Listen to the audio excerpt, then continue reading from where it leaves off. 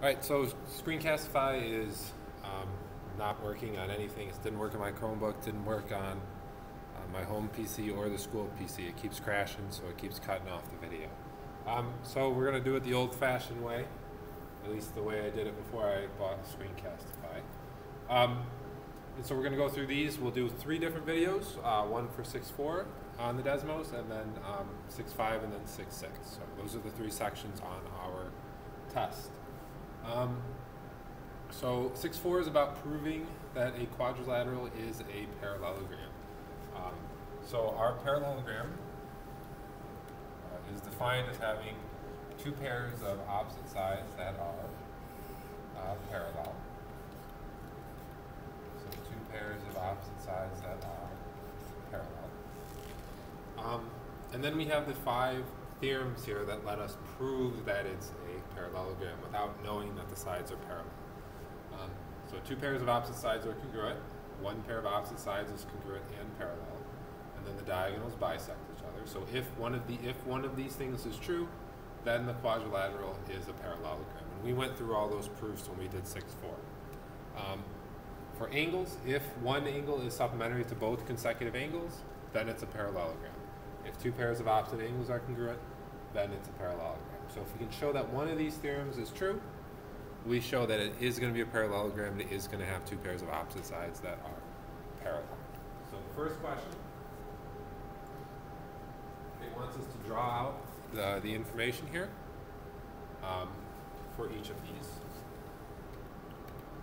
So the first one here, we have draw each quadrilateral and mark the indicated information. I've done this like 6 times, so I'm just so frustrated with this, but this video is going to work. So determine whether each is a parallelogram. So in quadrilateral, BLOT, okay, so we draw a quadrilateral. And then when we name it, we gotta put point B here, wherever you want, doesn't matter where. I always just do it in the bottom left corner to be consistent. And then you can go around clockwise or counterclockwise. You can't put L over here. This is the one spot you can't put L. You can put L here though, and go counterclockwise, or you can put it up here and go clockwise. So BLOT. Okay, it's telling us that segment BL is parallel to segment TO, so I'm going to put in some arrows there to indicate that those 2 lines are parallel. The measure of angle BTO here is going to be 80 degrees. So I'll put in 80. And the measure of angle LOT is going to be 100.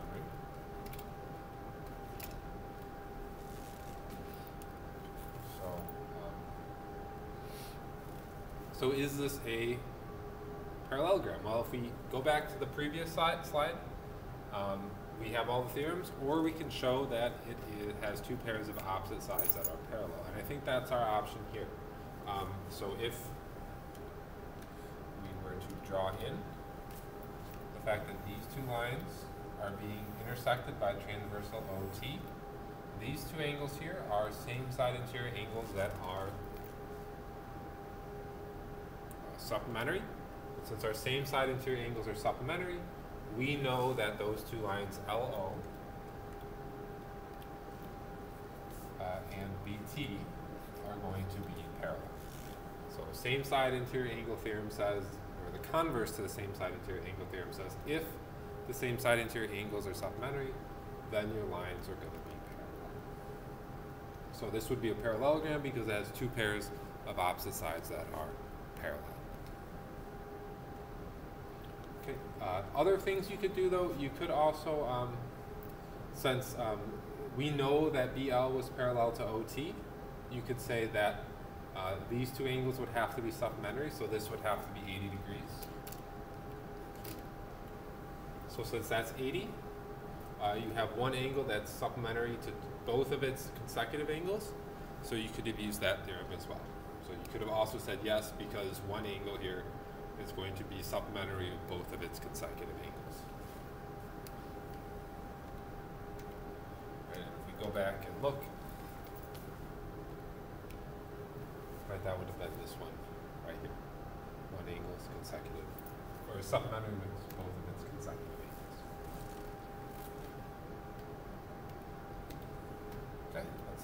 one here, we're going to have quadrilateral JOKE. So we have JOKE.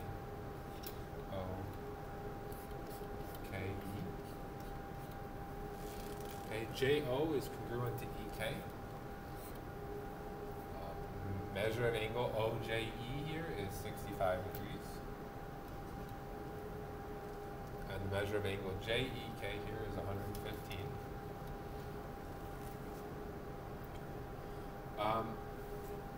Again, these are same side interior angles that are supplementary, and since the same side interior angles are supplementary, we know that lines JO and EK are going to be parallel.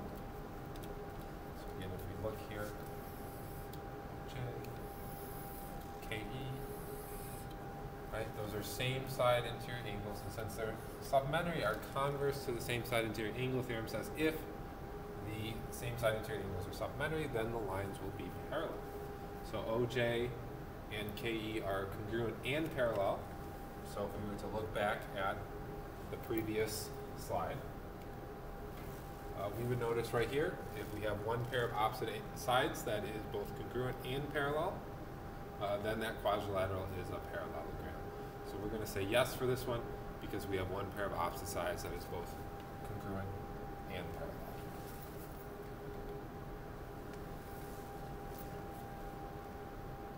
One pair of opposite sides is both congruent and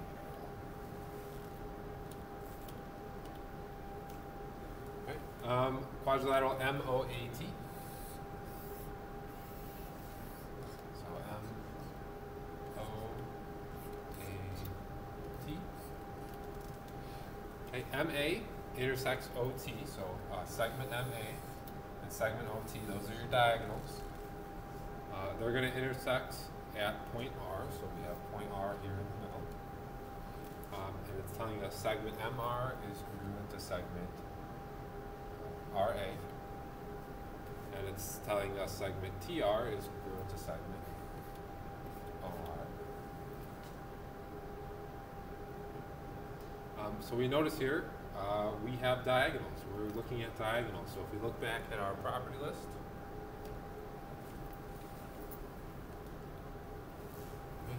the property with, or the theorem here with diagonals is that if the diagonals bisect each other, then the quadrilateral is a parallelogram. So since our diagonals bisect each other, we're going to say yes, right, for this one. Yes. Since the diagonals bisect each other, then it's going to be a parallelogram. So this one is a yes. Scroll back down. Right, and then we can look at the last one now. So quadrilateral crab, CRAB.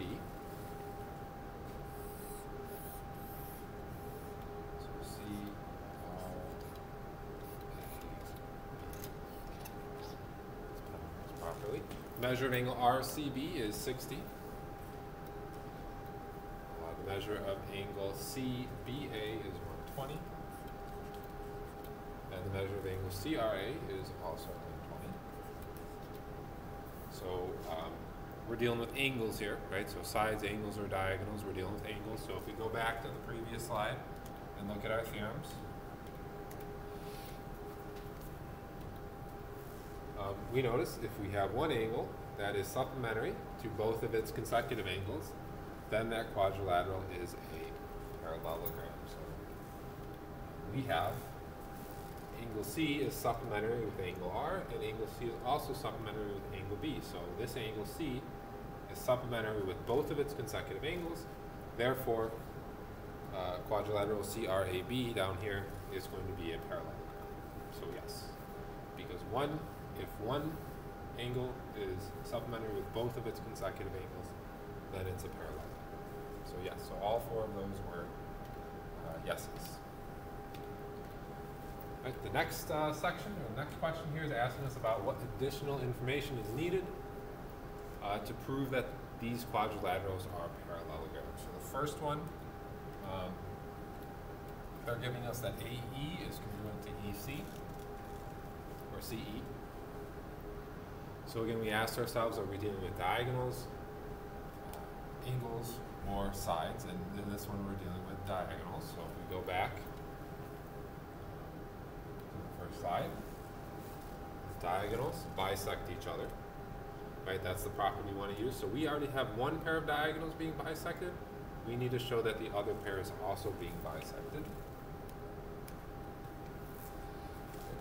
So DE here is going to have to be the same as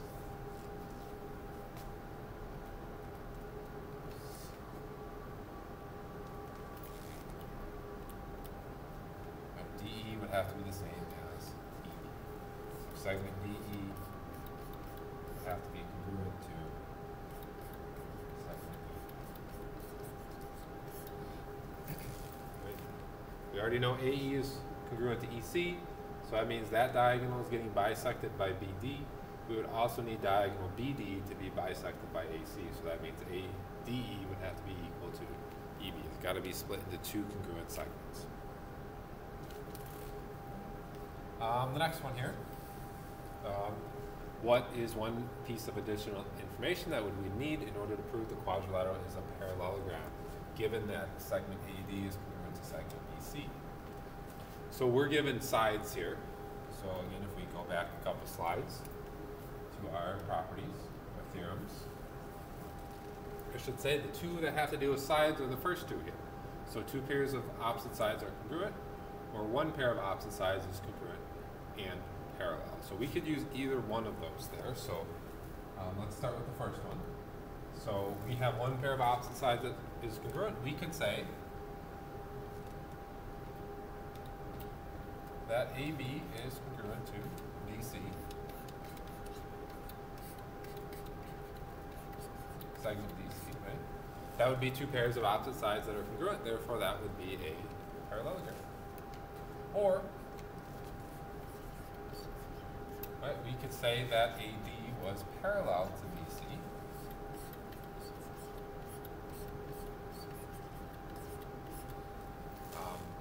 And then we'd have that the second theorem there, right? If one pair of opposite sides is both congruent and parallel, then the quadrilateral is a parallelogram. So if they told us AB was congruent to DC, this would be a parallelogram.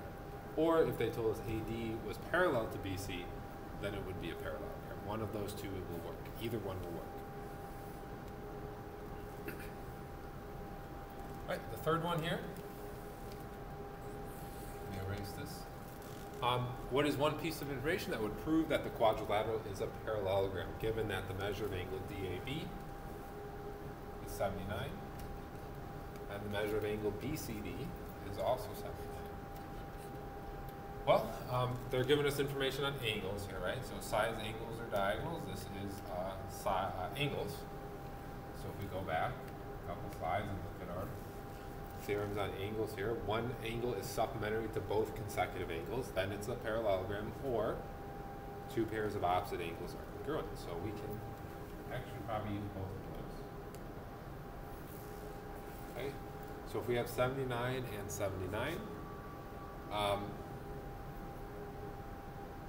if we knew that one of these two angles here was supplementary with both of them, then we would have a parallelogram. So if the measure of angle ABC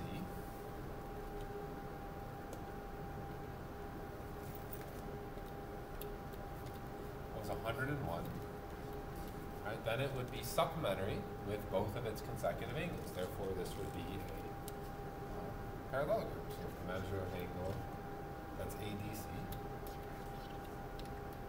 so ADC equals 101. Right, or you could put it up here, right? You could have 101 up here. So the measure of angle ABC is 101.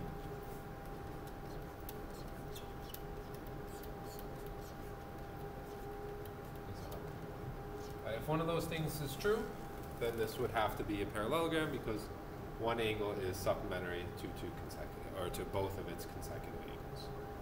Okay, the other thing you could say, since 79 is congruent to 79, right? Since those two angles are congruent, you could say that angle ADC is congruent to angle, right? Angle ADC is congruent to angle ABC,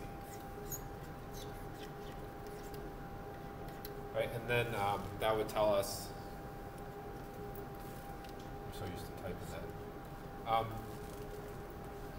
then that would tell us we have two pairs of opposite angles that are congruent, therefore it would be a parallelogram. Okay, so those are three. We got one more though. So let me try to boost that up a little bit. Let's look at the last one. So in the last one, AD is parallel to BC. So put some arrows there. The measure of angle ADC here is 110.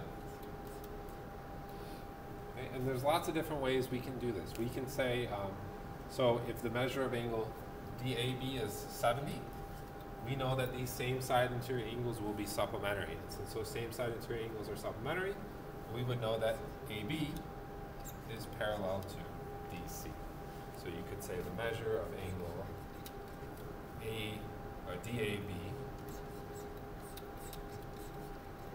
equals 70. That would work, right? That would prove that this is a parallelogram, because then you have two pairs of opposite sides that are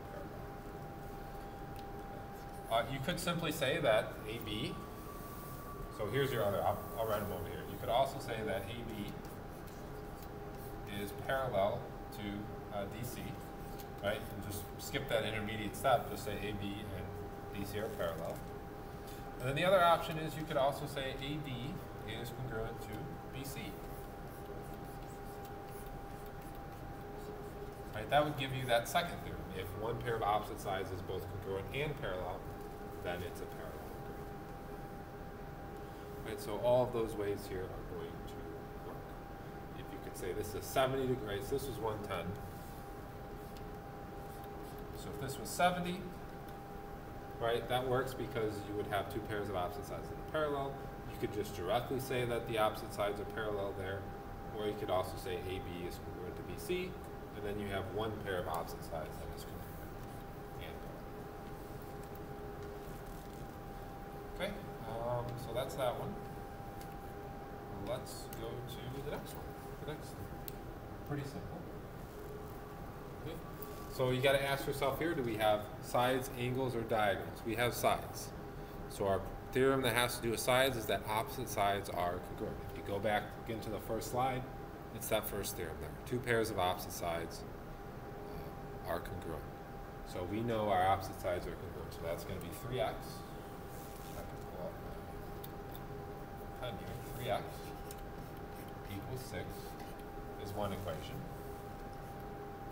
And then x plus 2 equals y minus 1.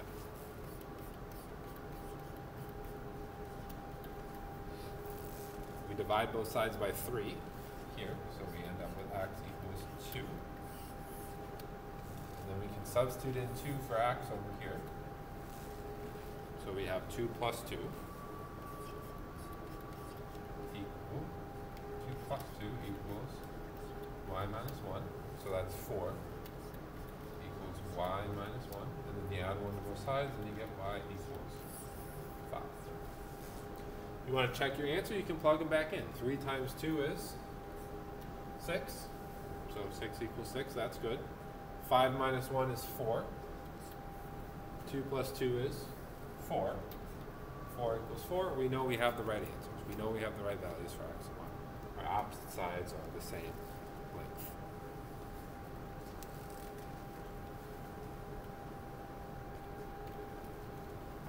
Next one.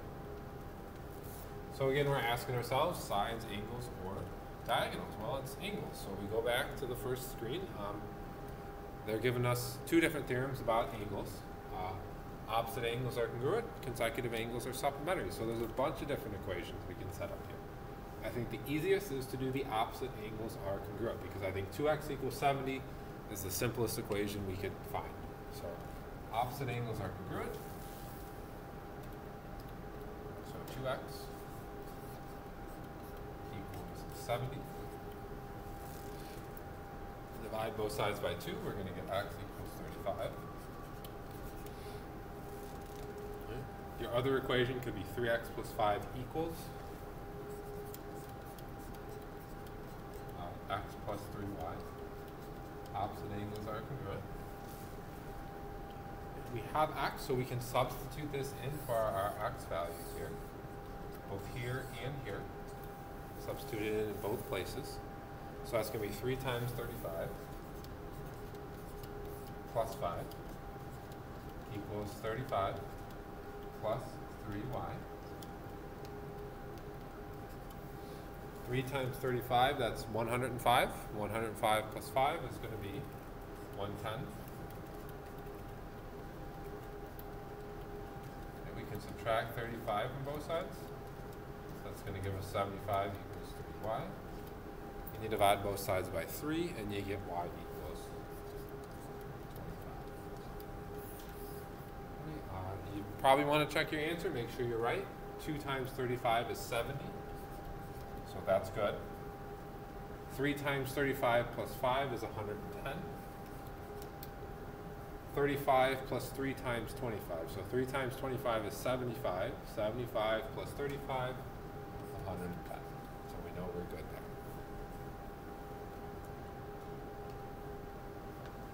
And then last one here for 6-4.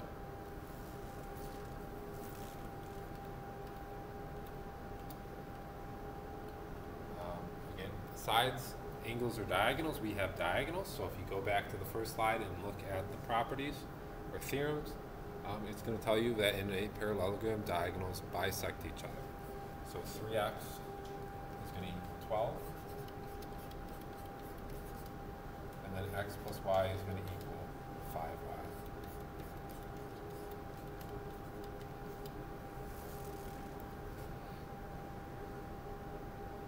Okay, we divide both sides by 3, we get x equals 4. We substitute 4 into the other equation so we can solve for y. So we get 4 plus y equals 5y. We're going to subtract y from both sides. That's going to be 4 equals 4y. Divide both sides by 4, so we're going to get 1 equals y. Okay, and before we finish that, let's check our answers. So 3 times 4 is 12. 12 and 12 is good. 5 times 1 is 5. 1 plus, or 4 plus 1 is 5. So 5 and 5 is good. So we know we have the right answers here as well. Okay, so that's the review questions for 6-4. We'll have 2 more videos for 6-5 and 6-6.